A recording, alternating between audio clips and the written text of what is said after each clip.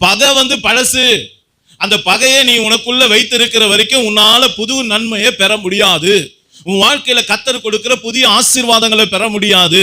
அப்ப இன்றைக்கு அருமையான தேவனுடைய பிள்ளைகளே, இன்னைக்கு கர்த்தர் நமக்கு சொல்லிக் கொடுக்கிற ஒரு மேலான ஒரு காரியம் என்ன? நம்முடைய ஆசீர்வாதத்துக்கு நம்ம கிட்டே தடையா இருக்கு. நல்லா கவனிச்சீங்களா? நம்ம கிட்ட தான் தடை இருக்கு. நம்ம ஆசீர்வாதத்துக்கு வேற எங்கேயும் தடை இல்லை, வேற எங்கேயும் ஒரு லாக் போட்டு இல்ல. நல்லா புரிந்து கொள்ளுங்க. உங்களுக்குள்ள இருக்கிறத நீங்க விளக்கினாலே உங்களுக்குரிய ஆசீர்வாதம் உங்களை நிரப்பும். அப்ப உங்களுக்குள்ள எனக்குள்ள இருக்கக்கூடிய பிரச்சனை என்ன? புது ஆசீர்வாதத்தை பெற முடியாதபடிக்கு நம்முடைய வாழ்க்கையில இருக்கக்கூடிய காரியம் என்ன? பழைய காரியம் எது? வேதம் சொல்லுகிறது பகை என்பது ஒரு பழைய காரியம். இந்த பகை நம்முடைய வாழ்க்கையில வரவே கூடாத ஒரு விஷயம், இருக்கவே கூடாத ஒரு விஷயம். அது நமக்குள்ள இருக்கிற வரைக்கும் ஒரு நாள் நம்மளால புது தானியத்தை ருசி பார்க்க முடியாது, புதிய தானியத்தை பெற்றுக்கொள்ள முடியாது, வானத்தின் அப்பத்தை பெற முடியாது. வானத்தின் அப்பம் எது?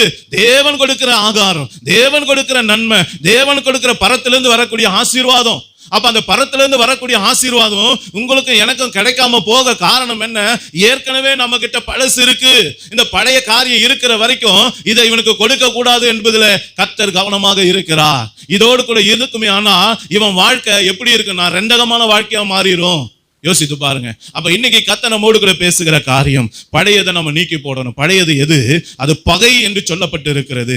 என் அருமையான தேவனுடைய பிள்ளைகளை, இந்த பகை நமக்குள்ளே வருமே ஆனால், இந்த பகை நமக்குள்ளே இருக்குமே ஆனால், அது வேதம் சொல்லுகிறது பிரிவினையை உண்டாக்கும் என்று வேதம் சொல்லுகிறது. அந்த பகை நமக்குள்ள இருக்கக்கூடாது. வேதாகமத்துல ஆதி ஆகமத்தோட புஸ்தகம் 26ஆம் அதிகாரம் 27 அதுல இருந்து 29 வசனங்கள, பஞ்ச காலத்திலையும் இந்த ஈசாக்க கர்த்தர் போஷிக்கிறாரு. அவனால நமக்கு தண்ணி கிடைச்சது, அவனால நமக்கு ஆகாரம்லாம் கிடைச்சது. இவனை நம்ம அனுப்பிட்டு திரும்ப நம்முடைய தேசம் வறட்சியில மாறக்கூடாதுன்னு சொல்லிட்டு தங்க தப்ப உணர்ந்து ஈசாக்கோடு ஒப்புரவாகத பாருங்க. நல்லா கவனிங்க.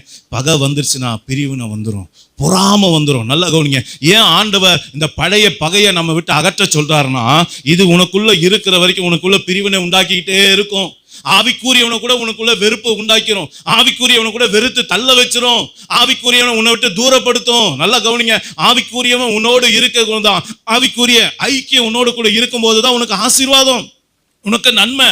ஆனா அதை விட்டு பிரிக்க செய்கிற இந்த பகை நம்முடைய வாழ்க்கையில ஒரு நாள் இருக்கக்கூடாது என்று சொல்லி ஆண்டவர் சொல்லுகிறார்.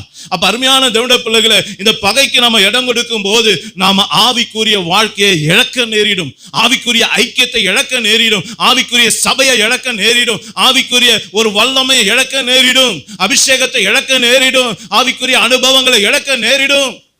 அப்ப அருமையான தேவனுடைய பிள்ளைகளை, இந்த பகைக்கு இடம் கொடுக்க கூடாது. அதை அதனாலதான் ஆண்டவர் சொல்ல, அதை உன்னை விட்டு அகற்று.